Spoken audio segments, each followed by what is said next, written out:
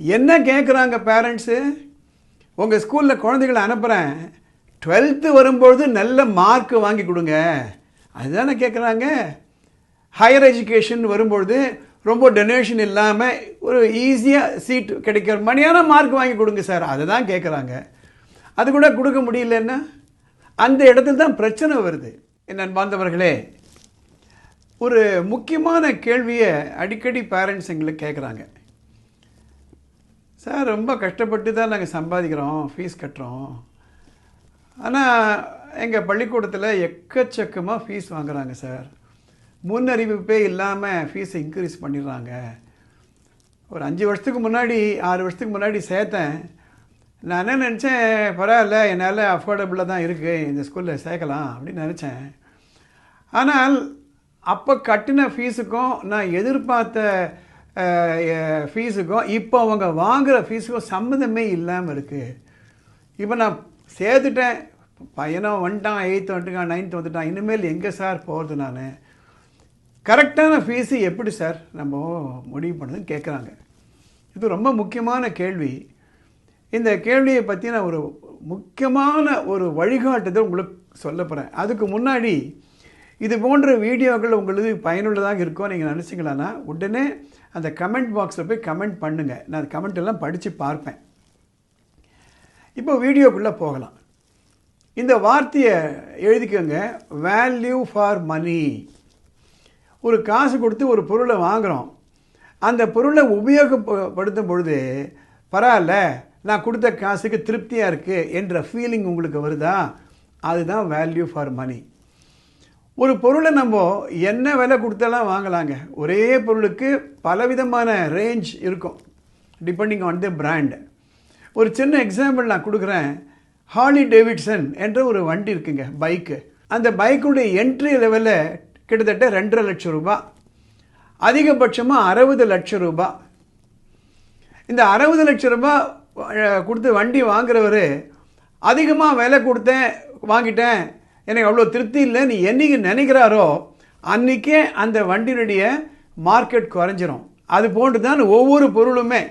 ஒரு ஐஃபோன் வாங்குகிறோம், இல்லை சாம்சங் ஃபோன் வாங்குகிறோம், இல்லை ஏதோ ஒரு பொருள் வாங்குகிறோம், இல்லை ஹோட்டலில் போய் டிஃபன் சாப்பிட்டுட்டு அந்த பில்லு வருது, அந்த பில்லை பார்க்குறோம், பரவாயில்ல நான் ஒரு அளவுக்கு திருப்தியாக தான் இருக்கேன் அப்படின்ட்டு அவங்க வெளியில் வந்தாங்களன்னா அந்த கம்பெனி அந்த பொருள் நீண்டு நினைத்து நிற்கும். இதுதான் வேல்யூ ஃபார் மணி.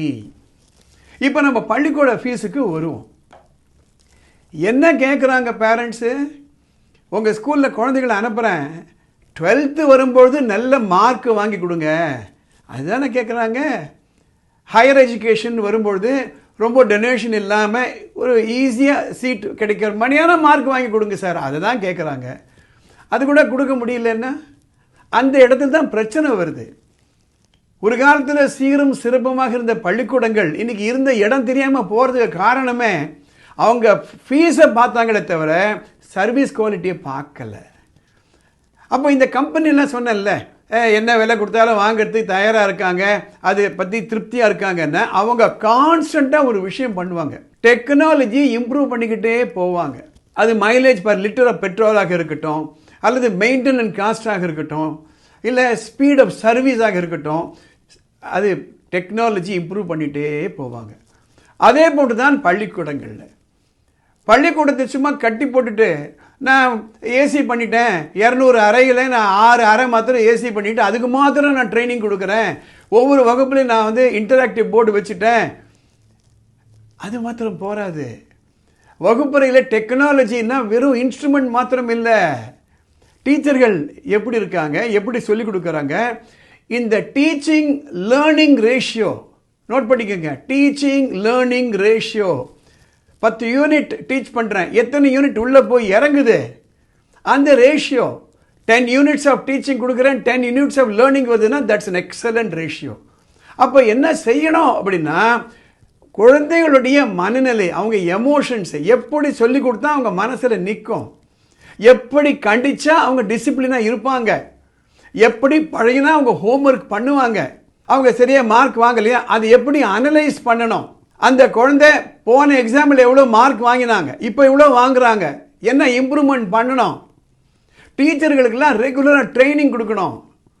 எப்படி பழகணும், பிரின்சிபல் எப்படி பழகணும், இதெல்லாம் மேற்பார்வை பண்ணுற ஒரு கல்வியாளர் இருக்கணும். அதுதான் technology.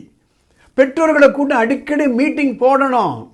You should know the pulse of the family, right? வீட்டில் படிக்கக்கூடிய சூழ்நிலை இருக்கார் பார்க்கணும். ஸ்டூடெண்ட்ஸுக்கு ரெகுலராக அவங்களோட பேசிக்கிட்டே இருக்கணும். பர்சனாலிட்டி டெவலப்மெண்ட் ப்ரோக்ராம் சொல்லிகிட்டே இருக்கணும். இதெல்லாம் செய்யலை அப்படின்னா the technology is missing. எனவே the technology of teaching, the technology of learning, இதை புரிஞ்சிக்கலைன்னா மார்க்கு வராது. அதன் காரணமாக அந்த கல்வி நிறுவனங்கள் நீண்டு நிலைத்து நிற்காது. இதை நீங்கள் புரிஞ்சுக்கணுன்றதுக்காக தான் இந்த பதிவு நான் போடுறேன். இந்த பதிவு உங்கள் மற்ற நண்பர்களுக்கு பயனுள்ளதாக இருக்கணும். உடனே இதை நீங்கள் லைக் பண்ணுங்கள், ஷேர் பண்ணுங்கள். படிப்பு பற்றிய உங்களுக்கு ஏதாவது குழப்பங்கள் இருந்தால் மேலே ஒரு வாட்ஸ்அப் நம்பர் போகுது, அந்த நம்பருக்கு ஒரு மெசேஜ் அனுப்புங்க. அதை படித்து பார்த்துட்டு அடுத்த வர எபிசோடில் அதை நான் கவர் பண்ணிவிடுவேன். இந்த சேனலுக்கு சப்ஸ்கிரைப் பண்ணுங்கள். வானமை இலை அறக்கட்டளையின் சார்பாக இந்த பதிவுகளை நான் ஏற்றிட்டு வரேன். அடுத்த எபிசோடில் பார்க்கலாம்.